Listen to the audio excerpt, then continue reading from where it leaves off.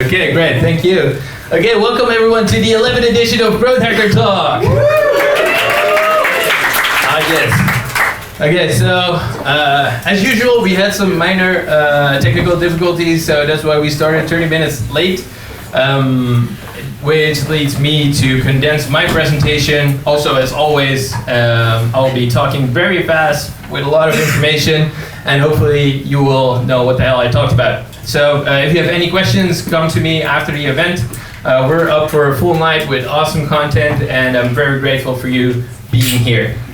Also, I just messed up my clicker, so I'm just going to manually walk over every slide and just click and move forward to the presentation. So today, the topic that we're going to talk about is music and events. And this is a topic that I hold very dear. I host these events, obviously. But my music event history is not so bright.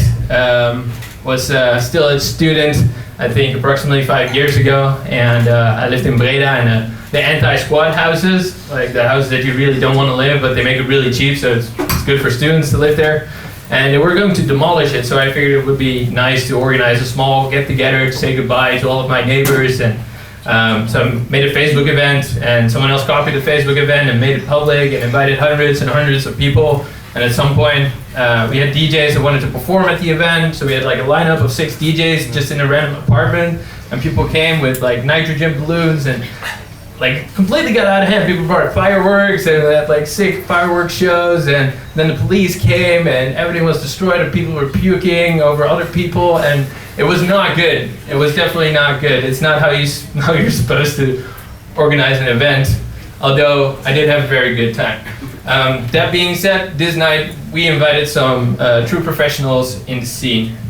Some professionals don't get it right either. Obviously, we have all heard the stories of Fire Festival.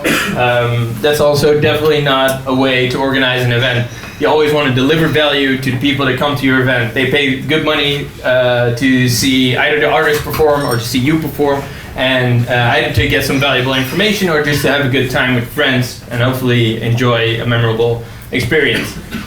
This is not what Fire Festival did, but fortunately they gave us this guy, which I'm very grateful for. So I'm Pascal van Steen. I'm the co-founder and event host here at Growth Hacker Talk. I'm hosting this event with a team of awesome people. I also have my own marketing agency called Spike. We help B2B companies. Hey man, all good. We help B2B companies find more leads and help companies that run crowdfunding campaigns raise money.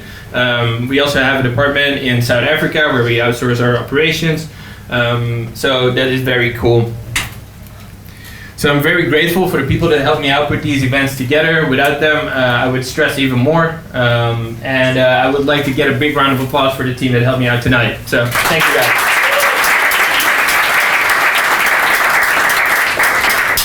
Great. So the team is obviously not the only part that helps me make these events a reality. We're also fully reliant on sponsors. So we have some voluntary sponsor donation tickets. Some of you purchased them, so thank you a lot for that. And next to that, we also have some bigger sponsors. So our main sponsor is Duck Soup. Duck Soup is our favorite LinkedIn automation tool. If you want, we got some awesome goodies from Duck Soup. They have awesome t-shirts, so if you want one, hit me up and I'll give you one. Then obviously Adam and Cowork. It's an awesome co-working space. It's a beautiful event location. They helped us out by sponsoring the whole event, sponsoring the delicious burgers and delicious drinks. After this event, we will move up to the 18th floor to have some networking drinks, which the first 2 drinks will also be sponsored for everyone. So please give them a big round of applause as well.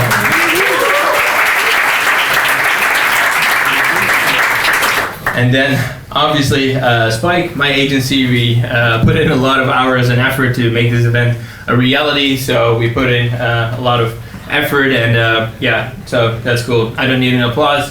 You applauded enough. Thank you.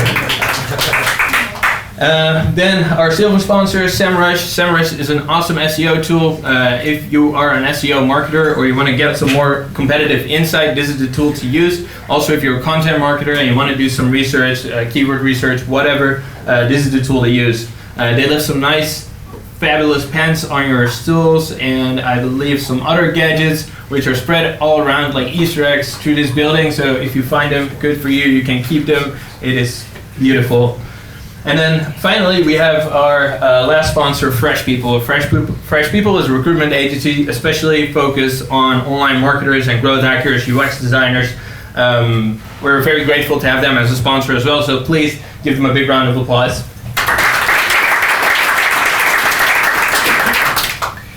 Great. So I'm bringing you together tonight because obviously this is Growth Hacker Talk, and a lot of people have heard about growth hacking but don't necessarily know what it is or what it means.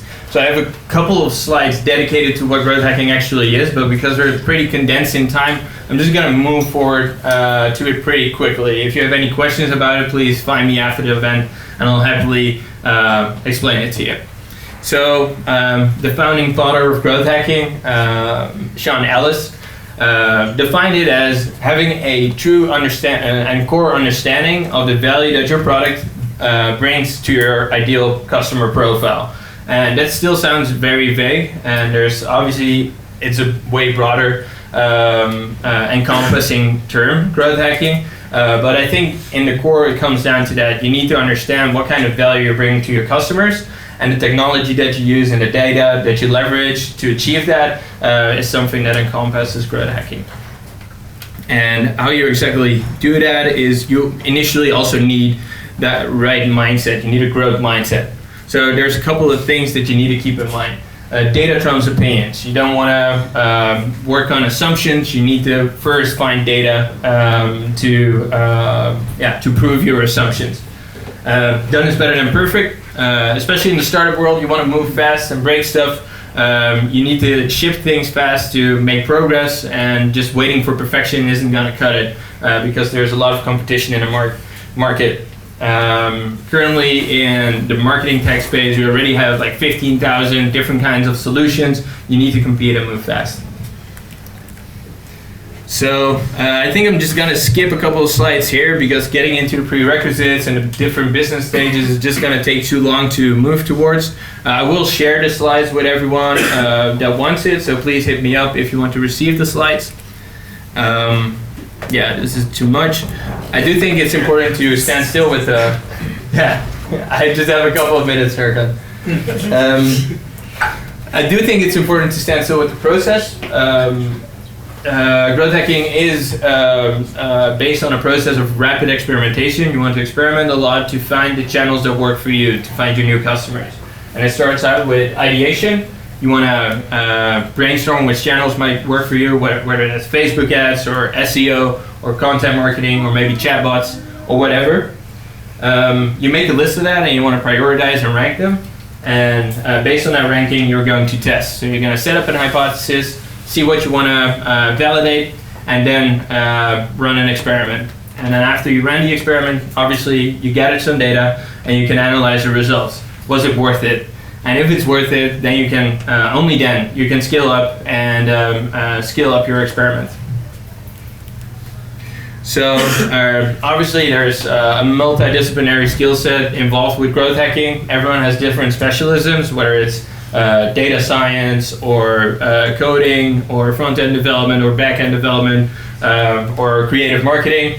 And there's obviously some overlap in growth hacking, but you can specialize in different kinds of fields. So that's what the T-shaped model comes from. You only want to specialize in maybe 1 to 3 channels, but you want to have a broad understanding of everything else that comes into play when it comes to growing a company. And then obviously you want to have a multidisciplinary team. I think the hipster hacker hustler Venn diagram is what most people know. You want to have someone that can design and create a good user experience. You want to have a hacker that can actually build something and make sure that it works. And you want to have a hustler, someone that makes sure that money comes in into the company and can sell the product. And then some tools. This is usually everyone's favorite slide. There's a couple of tools that I like using on a day-to-day basis. Obviously, DuckSoup. DuckSoup is a great LinkedIn automation tool to automate your outreach and find people or find leads. Basically, it's just $15 a month, and you can basically find unlimited leads through the tool. Then Phantom Buster is also one of my favorite tools. You can use Phantom Buster to basically aggregate data and make other data of it. So if you scrape, for example, names and surnames and company names, you can create company email addresses from it, or LinkedIn profiles only from the name, a surname, and a business name. That's very useful if you want to do outreach to target customer profiles within a certain company. Crystal Knows is also a very nice tool. It can give you some personality profiles based on someone's LinkedIn profile. So whenever you look at someone's LinkedIn profile, it will tell you if you want to do outreach to that person, if you should use long or short sentences, if you can use emojis or not, if you can use exclamation marks or not, if you should speak directly or not. It's kind of creepy, but it works and gives some good handles to if you're not familiar with doing outreach. Then Zapier. This is probably my favorite automation tool. You can use this tool to link up any tool that you want. We, for example, use it to do outreach through DuckSoup, and then use Zapier to automatically pull all of the data into our CRM, and then automatically send out emails with another tool. And you can use Zapier to link that up. Drift is an awesome chatbot tool that we use. It's great for B2B lead generation. It's a B2B focused chatbot. You can set it up for free on your website and instantly use it to gather emails. Change Tower is also a very nice tool that I like to use. So it's great for competitor research. You can insert a competitor website on Change Tower, and it will give you a notification whenever your competitor changes something to their website, so you can change it as well, just to mess around with it. Then Mixmax, this is just putting your Gmail on steroids.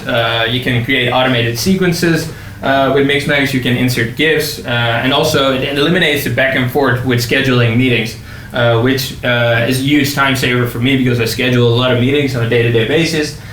You can just share your calendar, or you can share some available times, and someone can just click it and it gets booked in both your agendas, which is pretty neat. Then Lucia.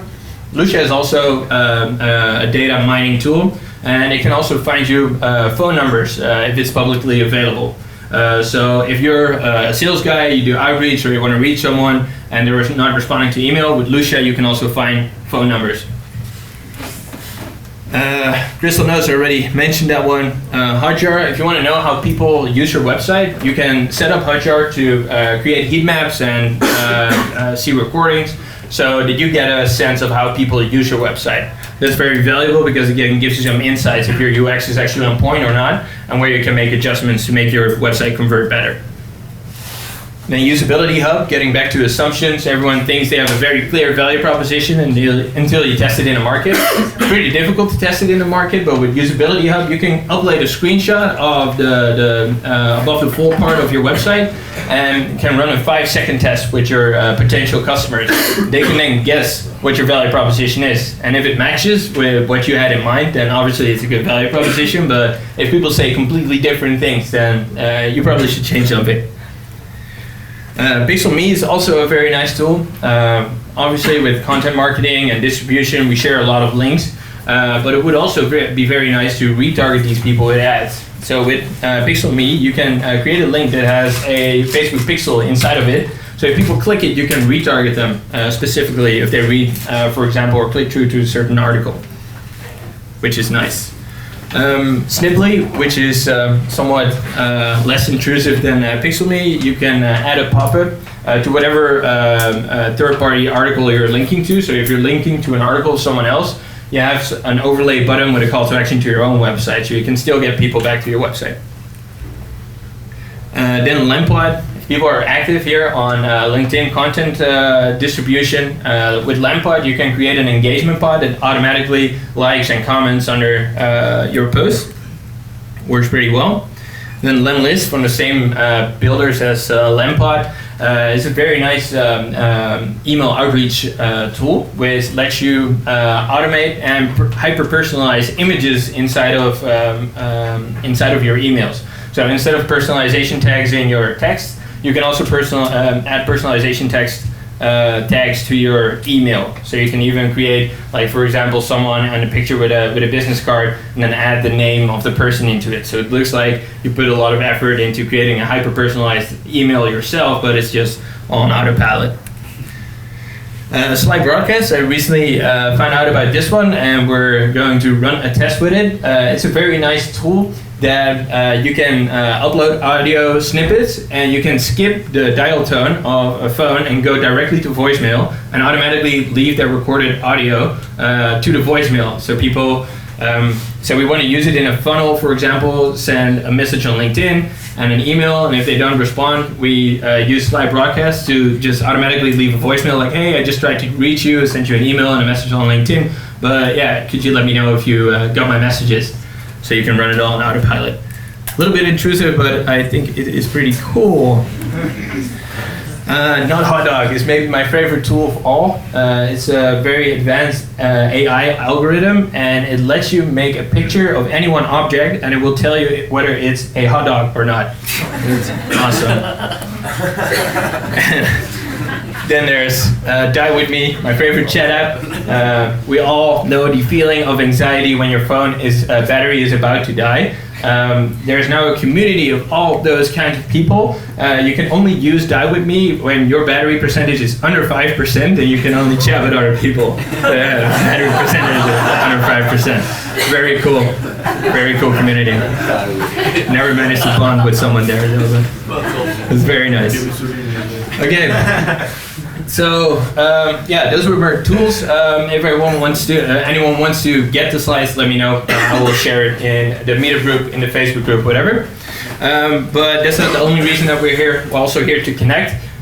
So anyone that wants to connect with anyone here at this event, on LinkedIn, when you go to My Network in the right bottom, you can click on Find Nearby. So I would encourage you to all get out your phone and click on Find Nearby if you want to connect with people that are here in this room, and then you can connect on LinkedIn and maybe do some business together.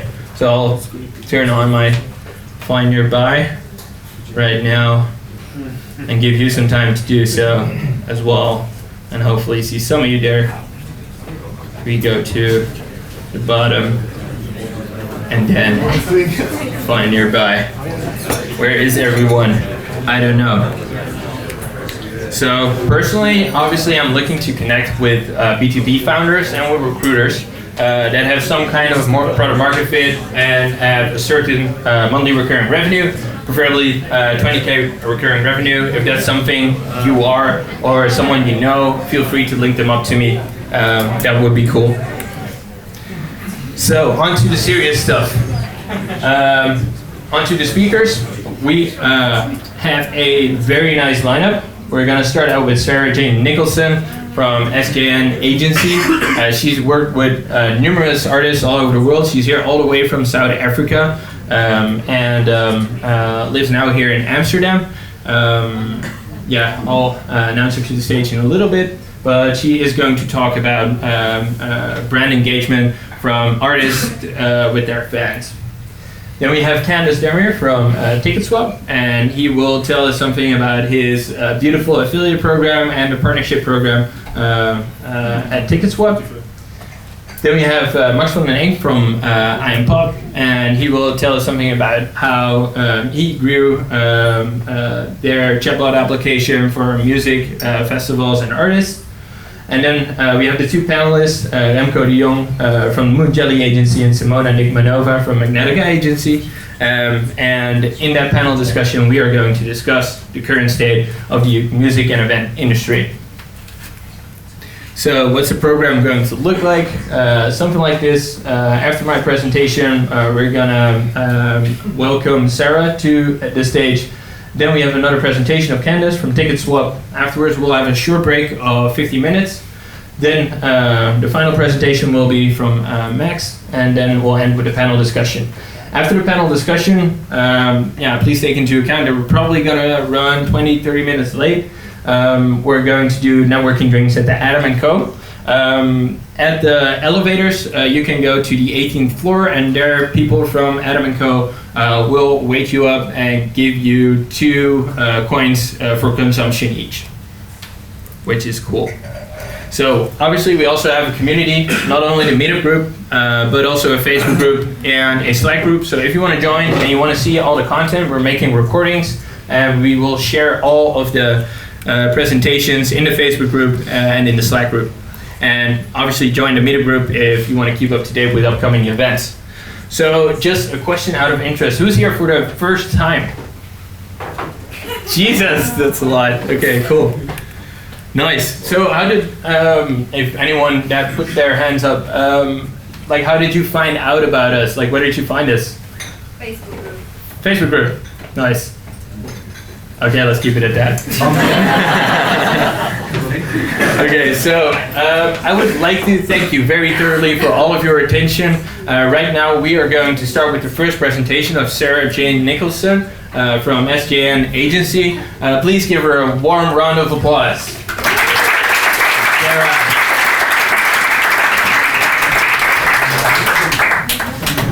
Cool, good evening everyone. My name is Sarah Jane Nicholson. Thank you so much for having me today. Really appreciate it. I'm from South Africa. I run a management company over there. We focus on artist development, and of course, as today's focus is events and music, the heart of all of that is of course the artist and their music. And so, are we off? I don't know what I did. So over the last 10 years, I've been working in a little bit of a different context to perhaps what you're used to, but the development of talent, you know, with experience, the model is the same. And so, if we could just go to the next slide. So, I will be referencing, of course, my experience, but you can take away quite a bit about sort of developing fan-centric campaigns, developing campaigns aligned with artist rollouts and understanding those rollouts. And then also, I'd like to tap into the power of collaboration and courage. You know, courage when you're on a journey that sort of is a little seed that you've created, and then you that blossoms into something, and I think that's also something important to chat about. So topic for growth. Of course, South Africa is a massive topic for growth. We all know that it's developing. So as I said, I will reference it throughout, and we'll have questions, I believe, later, right? Yes. Okay, so as I said, we're an artist development agency. We work with artists from the grassroots up.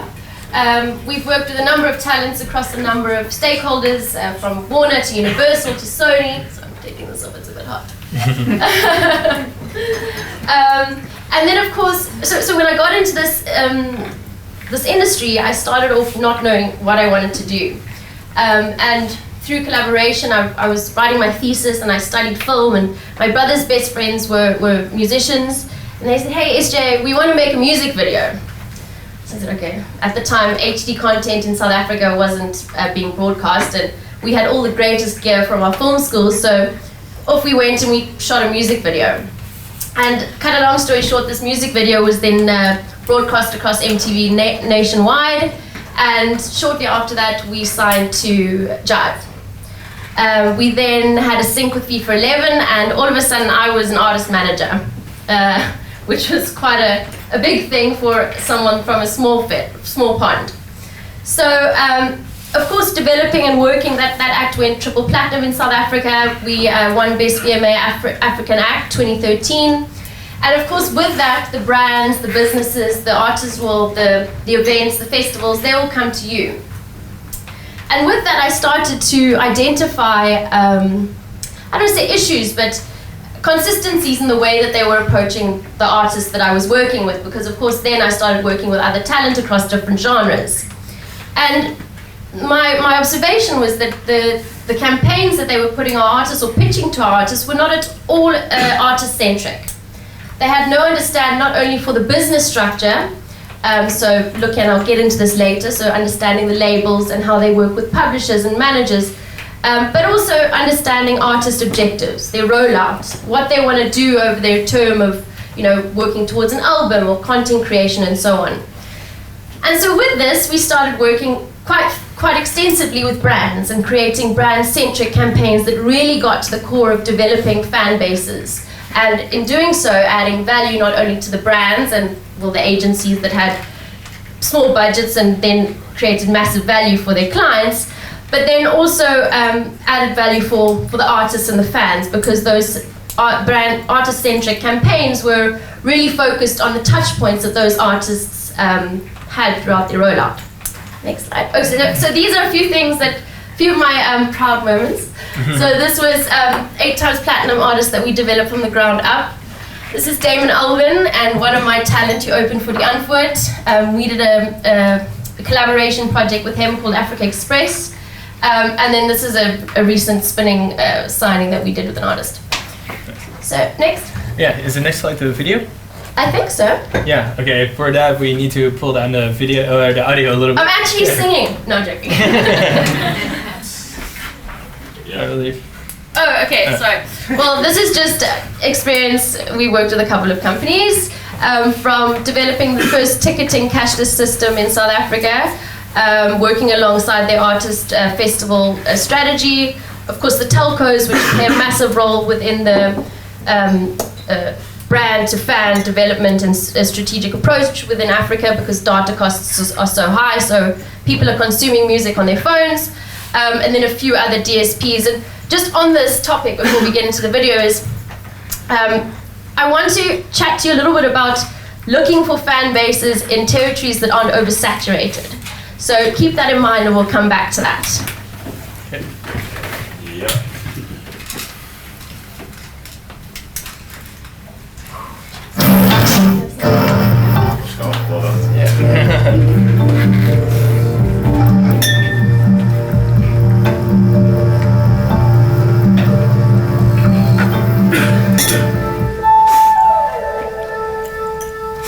What amazes me about artists is how they bear themselves to the world, reach someone who needs it most, and lead that person into realizing that they're not alone. It blows my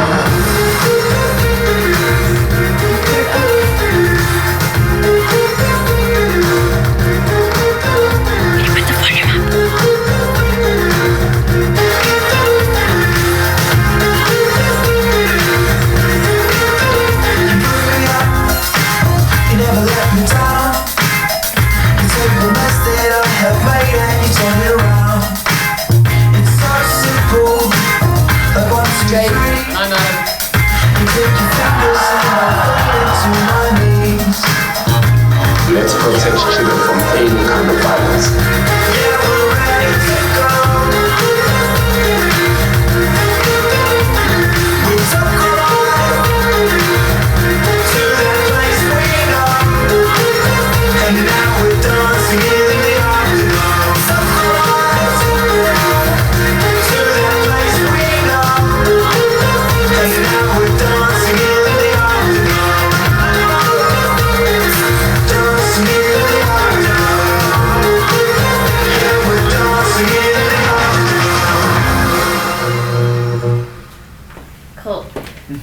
showcases a couple of campaigns we've worked on, and what I guess I wanted to chat to you about is not only, we're talking about growth today, so not only growth within your territory, but also growth looking outside of a saturated market for fan bases that perhaps you wouldn't necessarily look for.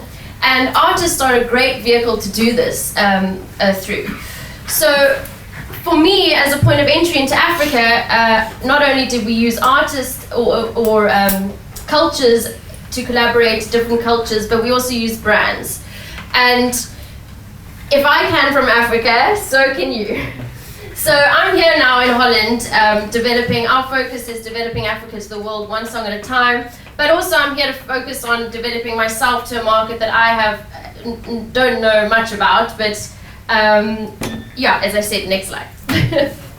Okay, next slide, that's just, okay, so collaborations as point of entry, not only from a musical perspective, but from a fan-based perspective. I think, now with the data that we have online, it is very easy to identify communities outside of where you would naturally look for engagement. So, I mean, these are just examples of some collaborations we've done with some of the biggest acts within Africa. And from that, we've then developed campaigns that are strategically, as I said, aligned with artists and their rollout, creating shared value not only for the brand, artist, or business festival, but also for the fan base on the ground. So creating real value, if you will. And with that, with any team that's creating a campaign whereby you're looking for fan bases outside perhaps where you would traditionally look for them, or within a new territory that is completely outside of that, it's finding localized people on the team, which is one of the key points that, last week I did the Span Engagement House, and we were talking a lot about Asia, and it's such a simple thing, but how do you find that team? And I think looking at artists and fan bases, that's a point to start, because if the music resonates, if the two artists resonate, then naturally you have a point of entry through that artist, through that talent that connects with the talent that connect with one another. And then of course, localized content. So, yeah, so again, these are a couple of collaborations. Looking at Africa, not only am I looking out, but from Diplo to Drake, people are looking in. And I think you'll find within Europe, there's so many territories, you're so close to one another, and so often we get stuck in our sort of own bubble fighting for the same space.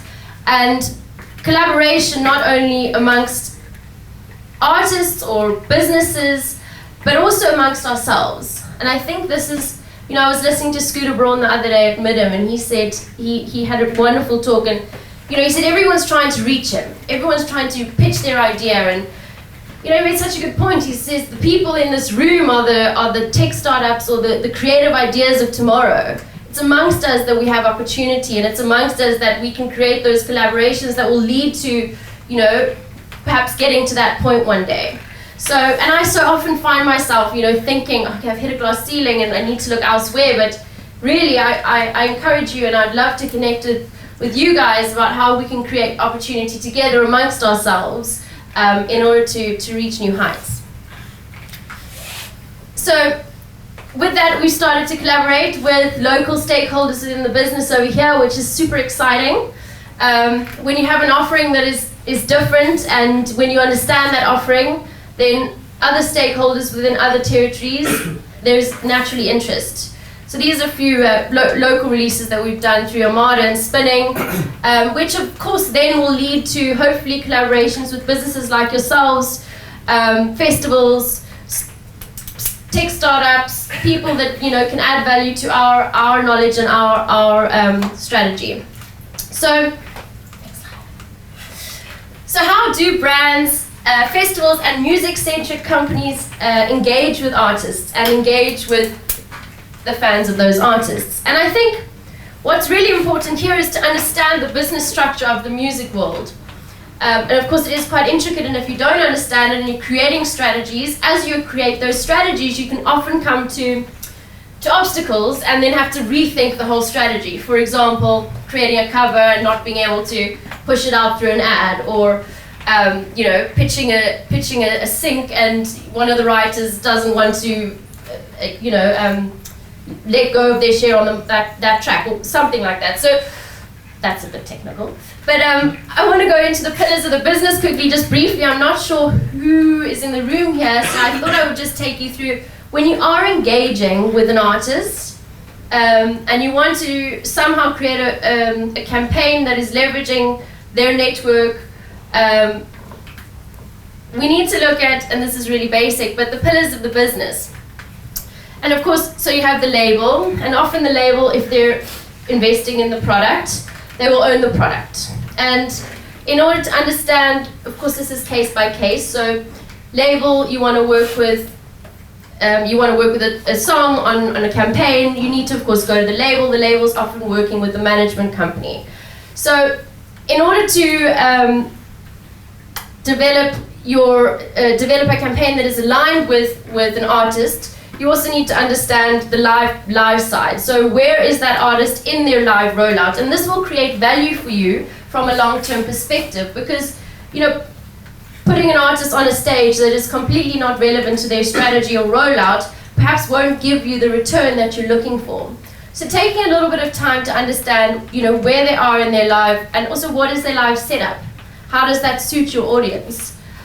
So delving into really understanding the structural aspect of live and experiential, using them for campaigns whereby it's a little bit out of the box, putting them on stages that is maybe a little bit different to the norm. And of course, you're working with artists. So artists want to hear, they want to know, that they want to be finger on the pulse. So don't be afraid to engage with them in a way that you think might be a little bit, against the grain. As a manager, we're always looking for ideas where people are like, oh, this is a bit crazy, but you'll be the first to do it. It's like, okay, great, do you have budget? No. Okay, well, can we reach these people? How innovative is it? Cool, yeah, that sounds like, maybe we could take the risk on it, Of course, depends on the team. Publishing,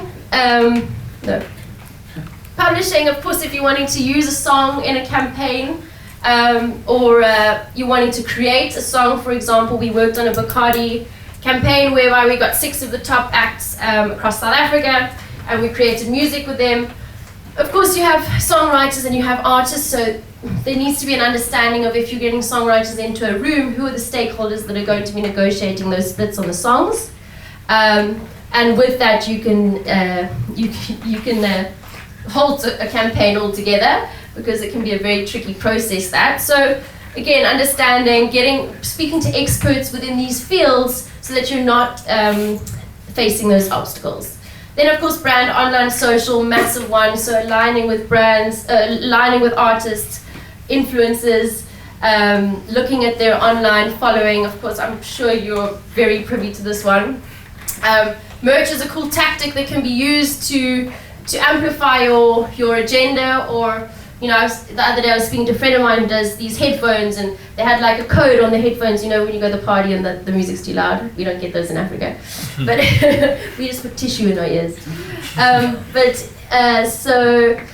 And he had a code, and you could download a song, and one of the lucky codes got to go away with the flight center on to one of the tours. So cool tactics you can use with merchandise. Also, again, creates added value for the artist's fan base. So they want to share because it's pretty cool, right? And then management, who normally develops or manages all these stakeholders. However, sometimes what's happening now more often is you can develop relationships direct with artists. And a lot of artists don't have all of these, or they have a lot of them in-house. So whether you're working with one artist or more, you need to kind of figure out how you're approaching each of these pillars that you're using within your campaign, your strategic approach to leverage that fan base of that artist. So two-way understanding of the objectives, of course, create shared value, added value. Next. Okay, so am I boring you guys? No, very good. Everyone's like, okay, great. So this is almost done. So I'm like, in my heart is the artist-centric approach. So how can we create really cool campaigns that are aligned with artists, that they can reach their fan bases? Of course, more and more obstacles are coming up, and artist teams are getting more equipped with tech and understanding of their data, which is really great. So if you can bring something that's adding to that, that normally would cost them a lot of money, then that's a point of entry that you should leverage. Touch points, so there's so many cool touch points working with a creative space. So like, for example, studio time, going onto a backstage, engaging with fan signings, getting them into studio, maybe getting fans to create songs, or if you're a ticketing company and you have an app, and maybe you can track the fans at the like Woof does. Quite cool stuff. So a lot of touch points for creative conceptual development. Of course, so I love Seth Godin. I read his book when I started my career. Well, I've read a couple of his books, but he has this concept of challenging the status quo and then creating an idea virus. So and your tribes, it's called tribes. So your tribe sneezes your idea onto the rest of his tribe, and that creates this virus. And I quite like that, because your tribe is your fan base, right? And when you're creating momentum amongst those fan bases, it's almost like it's their idea they're wanting to share with other people. And as a brand tapping into that, you're tapping into that through the artist's voice, if you will, or their persona. So it's quite sneaky, but it's really cool. Of course, understanding subculture and genre is a massive consideration when developing your campaigns. You're not going to engage with people on a trans party dance floor the way you're going to engage with someone at David Guetta concert. And then territory, the internet has no walls, so something I'm quite passionate about is going out there and exploring new territories and trying to find fan bases that aren't, as I said, oversaturated. And then more and more, the direct-to-artist approaches, I think more than ever, artists are open to it. Management are open to a new structure, a structure of tomorrow, a forward-thinking structure that maybe is eliminating some of the traditional stakeholders that have always been such core pillars within the business. And really interesting, we have Remco here tonight, who's going to talk on a panel later about the sort of business model of tomorrow, and yeah, really cool ideas coming from Moonjelly. And then the last thing is, next slide. I touched on this earlier, but leveraging expertise outside of the traditional artist structure. So, like, a simple example of this would be, okay, an ad agency has, an Ogilvy has an in-depth understanding of global trends. As an artist in Africa, fly my flag, or even in Holland, I don't have that reach and that understanding. So selling that into the artist, that understanding of something that isn't centric to their business, is massive value, and perhaps overlooked a lot. So bringing expertise that isn't there and that can put them on the, so that they can have their finger on the pulse when it comes to developing their campaigns. So I think more than, it's tapping into them, but it's also how can they tap into you, and how can you show them that this value is forward thinking and this value can set them apart. And finally, I say, it's my favorite quotes, hard work beats talent when talent doesn't work hard. Thank you. Right now, I would like to welcome onto the stage Candas Demir from TicketSwap. Please give him a big round of applause.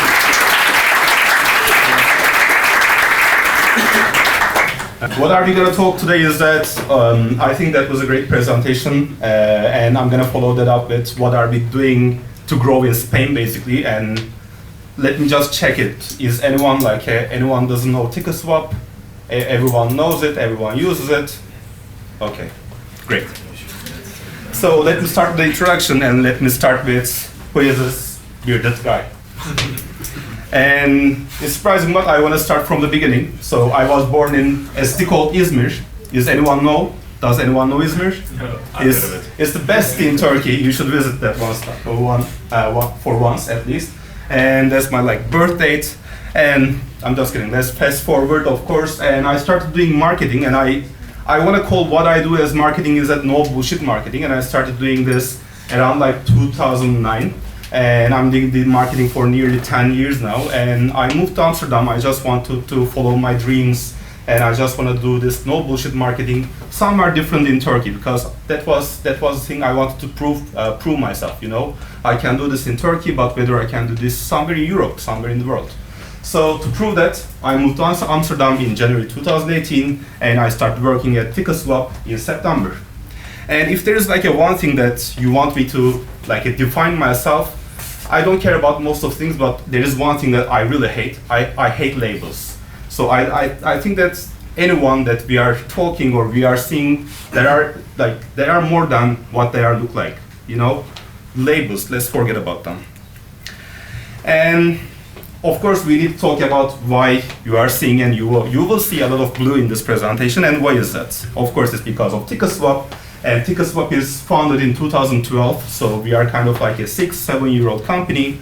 And everything started from a need from like our CEO. He was looking tickets lowlands, and he couldn't find any tickets. He went to Facebook groups, he went to the Facebook events, he talked to a bunch of people. He got scammed 2 times, and he wanted to fix it. So right now, in 2019, 2020 is close, we have a team of 85 people, and I think I can confidently say that everyone is bleeding white and blue. And we have all over the world more than 4.5 million users, and we are significantly dominant in the Netherlands, in the Belgium, Hungary, but we are significantly growing in other parts of the world, like such as the United Kingdom, France, Spain, Germany, Australia. We will be launching in Brazil, surprise. And if you want me to define TicketSwap, I can define this as like a company. We have a couple of core values, and one of them is that being transparent to our fans, being transparent to our partners, and we are like, of course, this company is we've been always fan focused. We are not like looking into our users are like different than ourselves, you know. We want to satisfy everyone, and we want to make everyone happy using TicketSwap. And we are doing this by keeping platform like 100% safe. You can trust when you are buying a ticket or when you are selling a ticket. And let's start talking about what are we doing in Spain, or how we are growing in Spain, or are we growing in Spain? So, but let's first look at the Spain scene, right? Because it's kind of like a complicated market. It's kind of similar but different than the Netherlands. And of course, when you look at the scene in Spain, there are like lots of big festivals. We have Primavera, we have Sonar, and connected to Sonar, we have like Off Sonar and Sonar Weekend.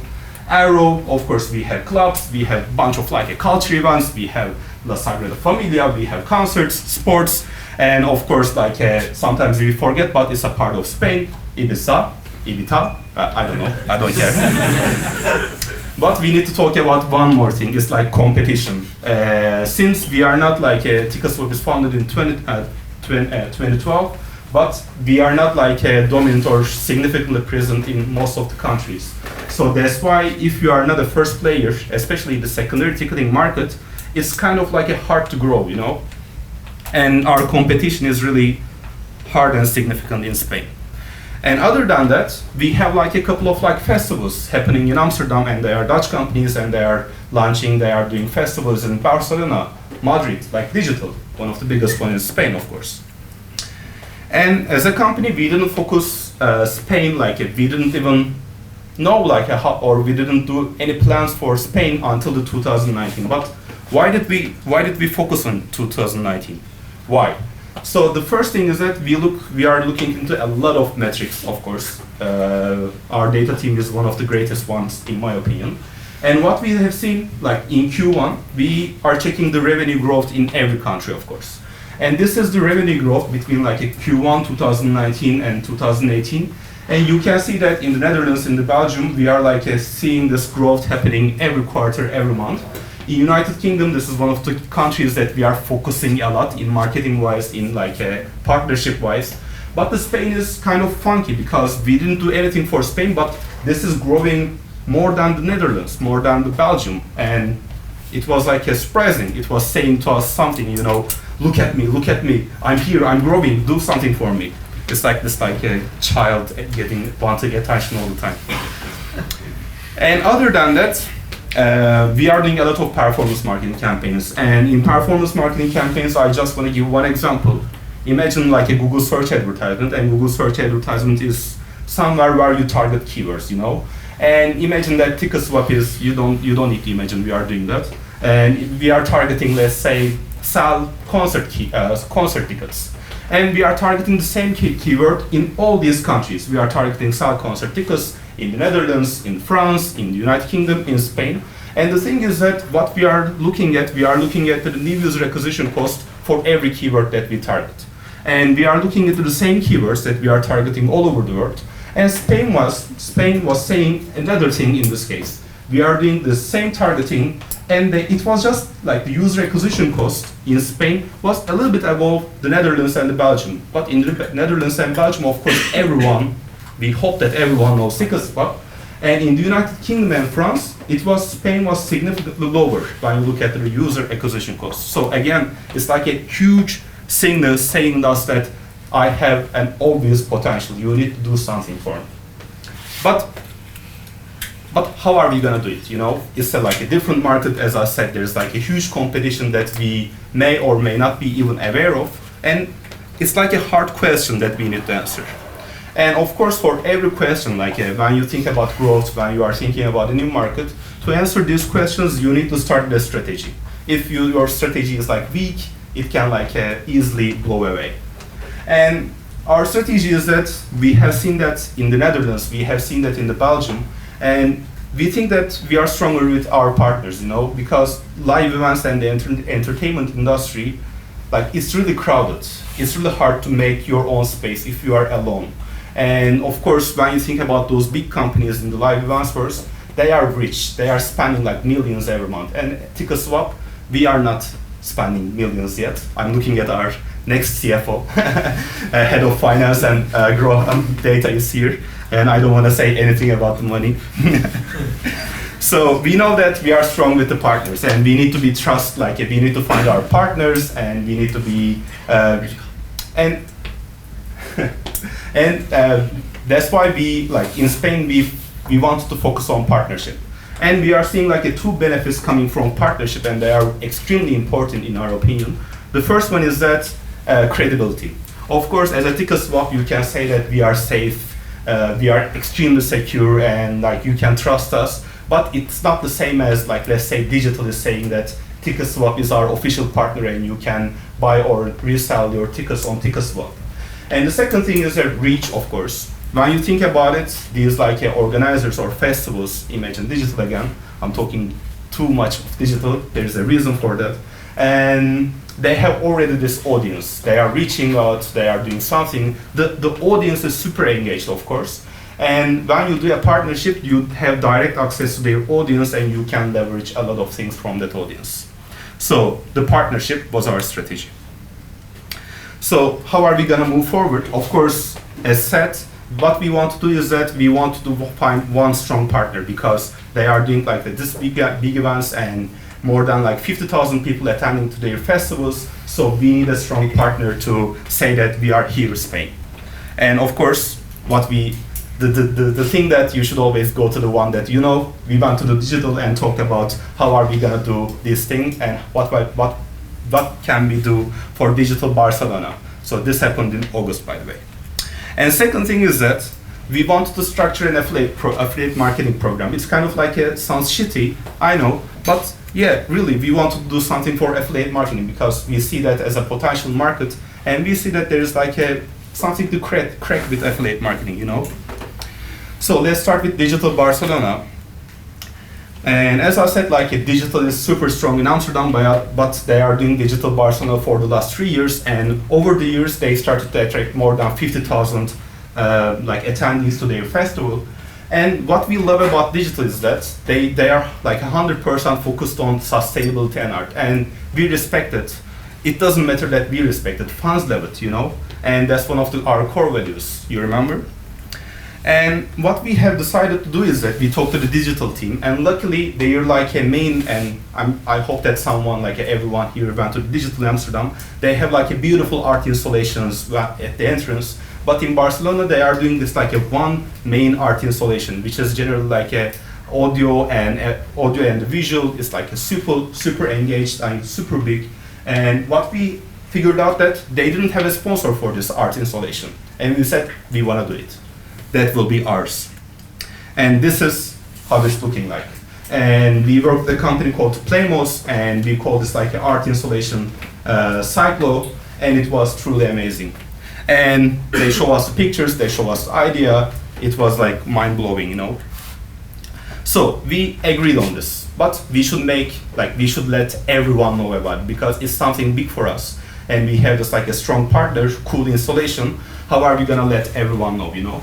And the first thing is that we made Digital publish a blog post on their website because their fans, people attending to Digital Barcelona in August, they are going to this blog and they are checking every article. We have that inside. we have done one nice thing. As I said, that with the partners, the credibility comes along. And we are running a lot of Facebook advertisement. But for Spain, we didn't run our own advertisement. We run the advertisement from digital space. You can see that it's like with TicketSwap. And in this post, we are saying that TicketSwap is the official resale platform for digital Barcelona. And of course, what we target is that we target people who are interested or who selected like going in the Facebook event. Of course, we released we done a press release, and it was like picked up one of the like international partners, international publishing partners, and this is one of it. And we wanted to do one more thing, because we are in this like, imagine that you are attending this festival. Maybe you are seeing, maybe you went to this festival because of a DJ you like, and maybe you are not seeing this installation. And we wanted to make sure that you are gonna see TicketSwap. And we had made digital, produced these T-shirts, and there were 500 people working from the digital team at Digital Barcelona, and they wore this. In the front, there is like a Digital Barcelona emblem or logo, and at the back of the T-shirts there was TicketSwap and our punchline. So I have a small video of Cyclo. Just in time.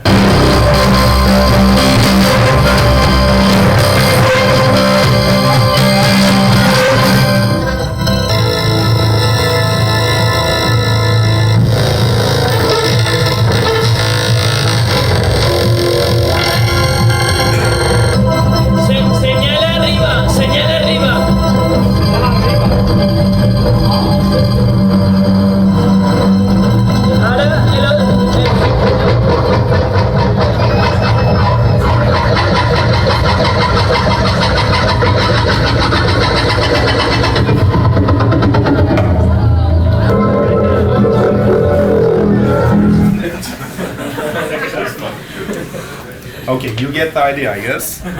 And the thing is that after we launched this, the fans, like, they went crazy, you know? There is this, I hope this will load. Oh, another video. This one. So this is like a 3-day festival, and of course after the first day, we opened the Cyclo, and people were like running inside of it, you know? Because they have this like a tradition, I don't know. They wanted to have a space on the floor, and they just wanted to lay down and watch the lights.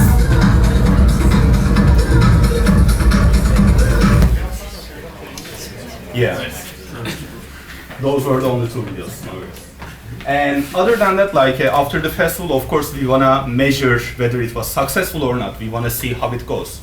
And Digital is doing that. I'm sure that like most of the festivals are doing that right now. After the festival, they are sending this questionnaire, and you can fill that up. And one of the questions in that questionnaire after Digital Barcelona, it was saying that rate these partnerships. Which one did you like the most, you know?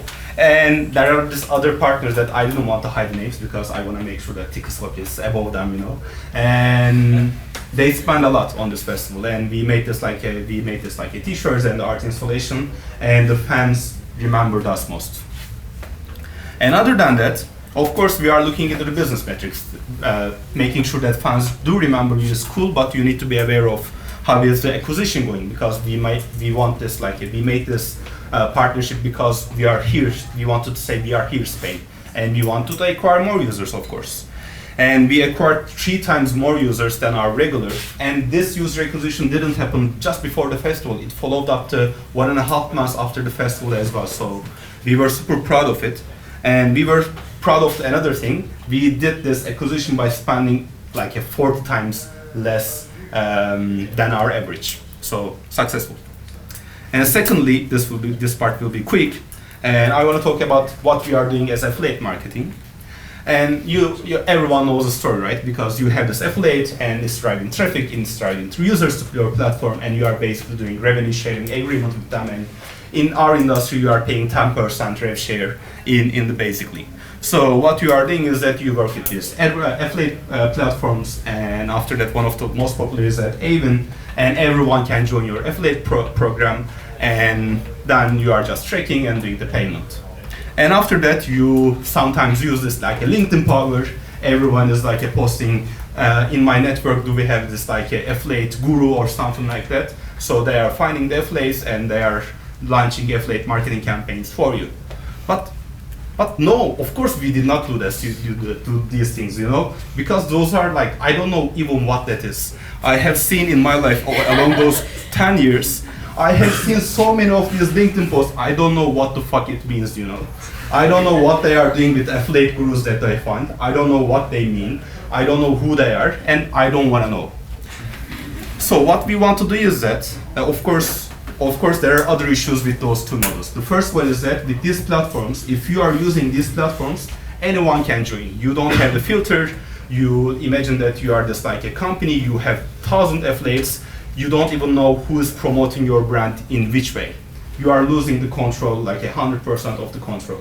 And like sharing 10% of the revenue, right? And we are a marketplace, and you know our business model. When you are selling a ticket, we get the 5% from the ticket price from you, as from the seller, and we get 5% from the buyer. So if we offer this like a 10% revenue share, basically we are saying our partners that we will be paying you 10% of the 10%, which is like 10 cents, basically.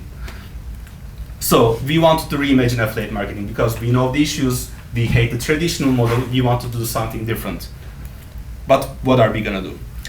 Going back to the strategy, you know, we know that we are stronger with our partners. We know that like we can be partners with anyone in this space, live events or in entertainment space. But we have one condition: we want them to be fan fanatical. We want them to, if they are content creator, we want them to create the contents for the fans, not for making money, because we are not doing this to make money. We are here to solve a problem on this industry, you know.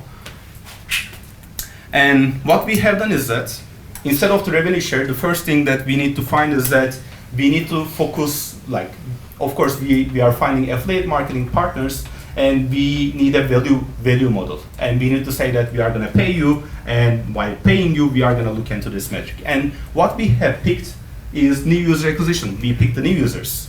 And why did we pick this? The first thing is that it's super easy to create an account on TicketSwap. And imagine that you are talking to a partner and you are saying that we are going to pay you for every new user coming from your platform to our platform, and they are saying that, wow, because in this gift, it's like 10 seconds to create an account on TicketSwap. Second thing is that when you are turning from like a rev share model to new user acquisition, you are basically saying that we are open to international growth, because the user can register to TicketSwap from anywhere in the world, and you basically say that we can find an affiliate marketing partner in the US, we can find somewhere in South Africa, anywhere in the world.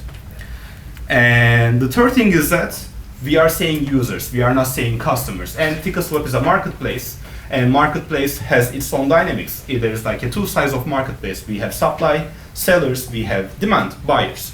If imagine that you are finding this like affiliate marketing from the United States, and you don't have any like a demand or supply on the platform, of course they cannot make money with the rev share. But with user acquisition they can make, because they are just going to drive users. And we need to find a value, right? Because we are saying that we will pay you for every new user, but what are we going to pay? We don't know it. The thing is that our data team did something like truly amazing. I don't know how they do it. You can talk to Mark. He is the head of that team. And I'm sure that he knows it is, but I don't know, and I don't want to know. The first thing is that, as every company, we have lifetime value, you know? And in lifetime value, they broke lifetime value into two dimensions. The first thing is that customers. Of course, for customers, you can easily calculate lifetime value, but new users, it's quite hard. And what they have done is that they calculated lifetime value for not only new users, they've broken this down to the countries. Imagine that TicketSwap is not operating in country, let's say United States, we are not that significant. If someone is registering to TicketSwap from the United States, we know that like a lifetime value of that user. It's like mind-blowing for him. And the other thing is that they go one step ahead, you know. They didn't only do this for lifetime value, they did this calculation for this following terms. We know that imagine that same users registering to TicketSwap from the United States, we know that its predicted revenue, its potential revenue that user then is gonna bring for the next 3 months, for the next 6 months, 12 months, and 13 months. Why 13 months? Because, you know, from the festivals, their like a timing can be a little bit different. For example, digital Amsterdam from the Easter, it sometimes shifts. And so to summarize, for every new user signing up from anywhere in the world, we know the predicted revenue, we know the LTV. And what we have done is that we chose 6 months, as a value proposition or value calculation for this affiliate model. What we have said is that, so we know that user is going to bring the revenue, the revenue that user is going to bring for the next 6 months, and we are willing to give that to the partner. In affiliate program, we are saying that if, you can take the 6 months revenue, and only after that we are going to make money out of that user. So it's quite nice. And the thing is that when you are saying like a new user and you are thinking about LTV, our affiliate program is only invite only. You cannot apply, we only pick you. We look at your content, we look at what you are done, we look at your history, and we invite you. So that's the difference with our affiliate program and the traditional or the rubbish ones. And after that, we started to reach out to publishers, because there are like content creators, bloggers that we really respect. And after that, we started to hear these nice comments, because before that, we never get in touch with them. We never talk to them about TicketSwap. And after that, we proposed this affiliate program, and they said that I'm super happy to hear something from TicketSwap because I'm a user and I'm open to a collaboration in any way. And after that, this is another example, and you can see the websites. They are not we are not focusing on a single industry. We are looking at their content, and we are not even looking into their size. We're looking into what they do and what's their goal. And what are we forecasting with this affiliate marketing is that for Spain, I will give this one example. We expect until the end of the year, we expect to get 10% of all of our new users through this affiliate program. And you can trust me, you can be sure that we are acquiring a lot of users all over the world in a single day. So that was it. As every marketing presentation.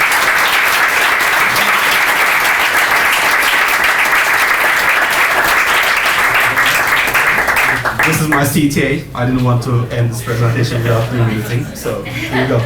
I would like to introduce you to Nicholson and Ingh from I Am Pop. Please give him a big round of applause. Okay, there you go, buddy. The microphone. Yes. All right, I'm not too used to using a microphone like this, so we'll see how it goes. And please give me some feedback if you can't hear me. But let's get started. Again, my name is Max. I'm the head of growth over at I Am Pop. We're a B2B SaaS platform specializing in messenger marketing, and we focus on artists, events, and creators. Now, marketing is and has always been an attention game. From the early 1900s direct response marketers to modern day digital marketers, marketing is all about attention. And it's our jobs as marketers to get our proposition or get our business or get our business in front of as many eyes as possible. And we call this a one-to-many relationship. And compared to sales, who often focus on one-to-one relationships and building long-lasting relationships, with marketing this is all different. Now, I'm pretty sure that you are all familiar with these types of traction channels, right? Email, Facebook, Twitter. And if we look at the growth and decay of these marketing channels, we soon realized that it must have been a great time doing email marketing in 2004. But more recently, Facebook saw a massive decrease in engagement rates, and I'm sure probably everybody of you is aware of that. And what we used to see is these types of posts, people posting on the newsfeed with zero engagement at all. And this is because algorithms came in. It became so popular on Facebook that we were with too many people on one tiny place, which is called the newsfeed. It's similar to a highway. If too much cars are going on the highway, you get a traffic, and our navigation systems will try to route you in a different direction to reach your goal. Newsfeed algorithms filter out 98% of all content, and engagement rates are at an all-time low of 0.2%. Now, I want to show you the state of social media in 2019, and we still see that Facebook is the dominant social media platform on this planet. With 2.3 billion users, it's the biggest and the baddest social media platform out there. On the second place, WhatsApp with 1.6 billion users, then Messenger, 1.3 billion users, WeChat, 1.1, and Instagram recently hit the 1 billion user mark. Now, if we look a little bit closer, you can see that 4 in 5 of these apps or these platforms are owned by Facebook. And if we look even more close, we realize that 4 out of 5 of the biggest social media platforms on this planet are or are becoming messaging apps. WhatsApp, purely messaging. Messenger, purely messaging. WeChat, messaging-powered business and life platform. Instagram, recently Instagram stories outperformed posts on the newsfeed because people are getting more and more into one-on-one communication, private communication, only for their fans. And people our age and probably a little bit younger are more likely to spend their time in the Instagram DM than they are on WhatsApp or on Messenger. So this is a big shift that we see happening right now. It's from email and from Facebook's newsfeed sharing and landing pages towards the usage of messaging apps. And messaging apps have become the preferred way that many people get in touch with each other today. And think of it. When was the last time you posted something on a newsfeed? Probably not today. Today. Which newsfeed? The details and everything. Well, which newsfeed? Facebook, Instagram? Facebook. Facebook newsfeed. Okay. Anyone else posted something on their Facebook newsfeeds? Okay, so it's 2. No, it's Instagram. Instagram. So we had 2 posts on the newsfeed in a group of around 100 people. Now, how many of you posted something today on a messaging app? WhatsApp, Messenger. How many of you posted something on a messaging app during my talk? There's my point. 2.1 billion users are active on messaging apps on a daily basis. So not monthly active usage or weekly active usage, on a daily or like hourly active usage. That's what's happening on messaging apps. And as Rob Lawson from Google puts it, messaging is often the most convenient way to get things done with a business. As more businesses enable messaging, we expect consumer-to-business interaction to shift in a measurable way toward messaging, just as consumers have in their personal lives. And that's why we created IMPOP. With IMPOP, you can reach your audience directly on messaging apps, and you can create smart messaging campaigns to start conversations that convert. Now, I know that that's a whole mouthful with marketing words and cool copywriting, but the cool thing is that we're currently active on Facebook Messenger, and that we're soon launching on WhatsApp, and we have access to the Apple Business Chat API. We're 1 in 5 companies in Europe who have access to the Apple Business Chat API. And I think that's a super cool thing because Apple is going all in with messaging as well. Next to that, and then I'll stop it, we're super proud to be working with companies like Sony Music, Mojo, Resident Advisor, Warner Music, Pios, AWOL, Live Nation, and Universal, to name just a few. Now, over the years, we've created a 3-step messaging strategy. And I know it's pretty easy and straightforward, and I think that's the power. Hey, Ferdy, how are you doing? The first step is you need to define a goal, and it makes sense. Always start with the end goal in mind and work your way back. Now, a goal with our product could be selling tickets, or driving streams, or generate leads if you're in the B2B or in the business industry. The second part is writing a flow. Now, writing a flow happens on our product, and I'm going to showcase that in a second. And then the third part is distribution. Just as with any traditional campaign, a blog, a landing page, or whatever, a YouTube video, you need to generate traffic for that, so you need to promote it somewhere. You've added 3 growth tools to our platform. The first one is comment to Messenger, the second click to Messenger, and the third one organic to Messenger. I'm going to explain them briefly after these slides. At the core of our product, we have a chat editor, and it's pretty similar to a text editor. So if you're familiar with Google Docs or with Word or whatever, you'll be familiar with our chat editor pretty easily as well. And it looks a little bit like this. It already started. You see it's a very clean chat editor. It's writers first. You can start writing immediately after you log in, and you can create these interactive narratives. Then about the growth tools that we have. So when you've created your messenger campaign, which is essentially an automated messaging conversation that can happen inside of your messenger inbox, you need to share this campaign because you picked a goal, let's say generate leads. You wrote up a flow which helps you generate leads or helps people who see the flow convert into leads. And then you need to get people into that flow. So the first growth tool that we have is comment to messenger.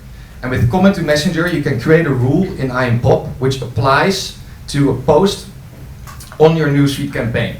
So potentially it could be, if you have an ebook that you want to give away, you say, hey, comment yes below and I'll send the ebook to you, and then our platform takes care of sending that ebook. The second growth tool is click to messenger ads, which is a little bit of a hack to circumvent the whole newsfeed algorithm filtering stuff happening right now. So you pay Facebook, they love to be paid, and then they serve ads everywhere, from the Facebook marketplace to the inbox, to stories, Instagram, you name it. And then the third part, obviously, just as a landing page or just as a blog, you will always have a direct URL for people to go into your messenger flow. So this could be in your link in bio or whatever. Cool. Now that I talked you through a little bit of what we do with IMPOP, I want to give you some case studies. DJ Turno over here is a London-based drum and bass artist. And with 27,000 likes on his Facebook page, he's a decent-sized, mid-sized artist. And what he did, he used our comment to messenger growth tool, and he posted something on the newsfeed. And it was a video of him playing, and he said, "Who wants my Insomnia bootleg, like a remix of a clip? Comment below, and I'll send it to you straight in your inbox." Now the results of this post are pretty amazing, if you'd ask me. 25,000 views on this post, and remember he has 27,000 likes, and newsfeed algorithms filter out 98% of all content, so 92.5% is a pretty damn high number. Then the second part, 7,000 engagements on this post, so likes, shares, comments. It's a 26% engagement rate. And again, remember, at the beginning of the presentation, I mentioned that engagement rates are at an average of 0.2%. And not only that, he managed to extract 1.6 thousand emails using this campaign, because people who commented went into the messenger flow, he shared the bootleg, and then he asked for their email to share future bootlegs as well. Here you can see the results. The second case study that I want to share with you is from a band, UK-based band again, called Razorlight. I don't know if, is anybody here in the events industry today? Only Pascal? This one is for you. Enjoy. So what Razorlight did, they took it a step further. So they created a comment to messenger rule with all cities where they were going to perform, where they were going to do a concert. And they asked in the copywriting, hey, please comment below where you want to attend one of our concerts, and you might win 2 tickets out of it. So it looked like this. My colleague here, Jonas, he commented below, Glasgow. And then you're taken into Messenger, Glasgow, and you're taken into Messenger, and the band immediately shares a message saying, hey, comment yes, and then you'll participate in the contest. And by the way, please leave your email if you want to get a notification when you win the tickets. So what happened with this post is that 461 people commented on this post, and out of the 461 people, 450 people actually ended up participating and leaving their email address, which is a post-click conversion rate of 97%, and I think that's well, that's not even happening anywhere in this industry as of today. So why this works so well? Let's break it down. The first part is that they all use clear copywriting. They all have a clear call to action in their post, comment below, or leave the city you want to attend. The second part is that they play by the rules of the newsfeed algorithm. So they share video content, which is already engaging. They add a comment to messenger rule, which is something Facebook also likes. And the comment to messenger rules make sure that people start engaging. And when you have early engagement, you have early traction with your post, and your posts tend to go viral. The second part is instant follow-up, which leads to a new user experience for most people on this planet. And that new user experience leads to a certain virality factor, because people start tagging each other like, hey, look what's happening over here, please comment as well, maybe we can win the tickets together, and then increase our chances of winning. And more importantly, there are no forms in this funnel. So originally you would send somebody to a landing page, and then they read your copy over there, and then on that landing page they see the good old-fashioned form, and they need to fill out their email address again, which they probably already did for 10 times on that day. In Messenger, it's a different experience. Messenger provides your email address in the Messenger inbox and makes a button out of it, which you can click, and if you click it, you consent that that they can use your email address. So it's a very nice way of collecting email addresses. So I'm the head of growth at IamPop, and my task is to grow this business, IamPop, right?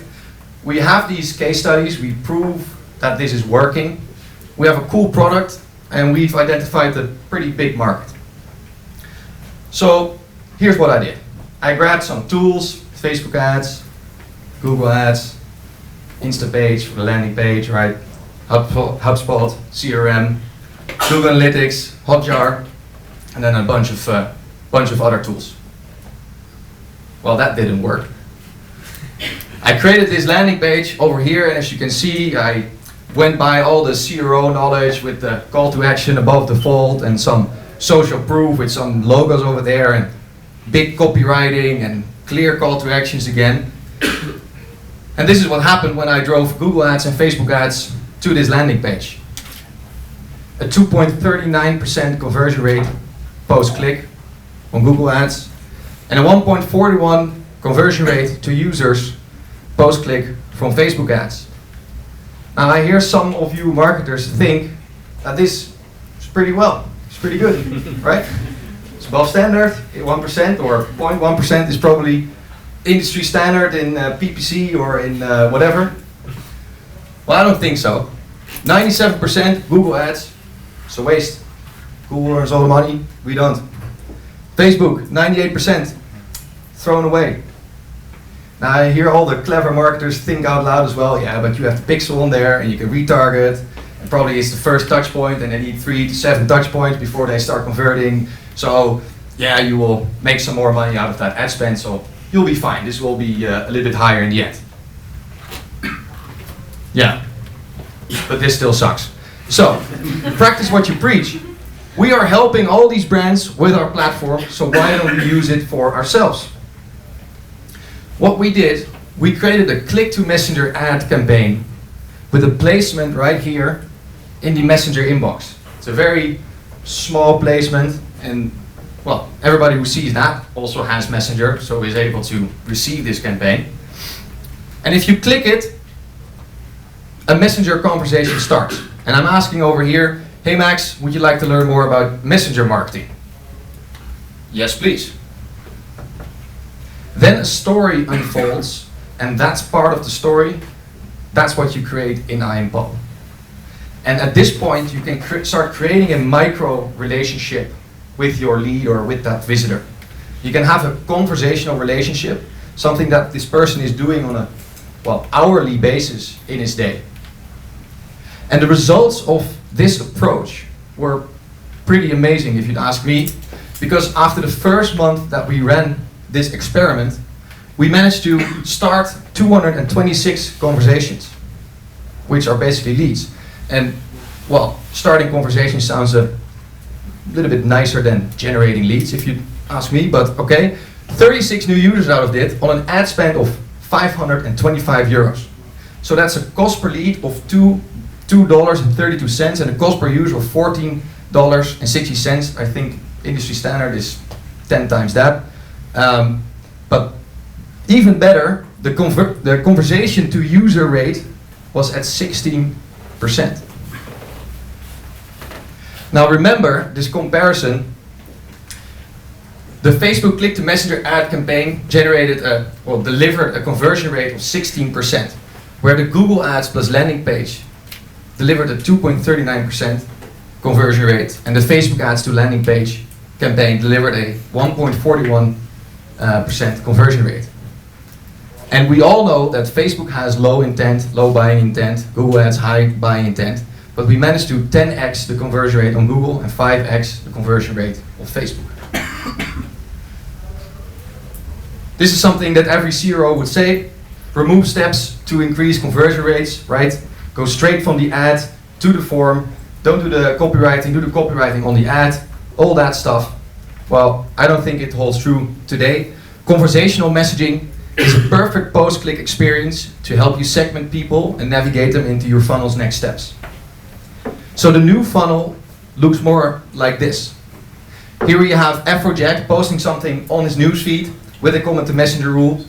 Then people are taken into in the messenger inbox, where he establishes a really tiny conversational relationship, and then people are sent into Spotify, where normally you would say send it to Spotify first, but then you don't have that personal layer, that personal interaction moment with Afrojack, even though everybody is aware that this is not actually Afrojack responding in 1 second to your comment on your post.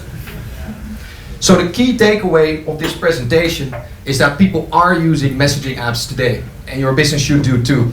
Get on board with this new traction channel and ride the wave similar to email and Facebook back in the days. I want to thank you for your time. Connect with me on LinkedIn, and here's a little gift for you to get started.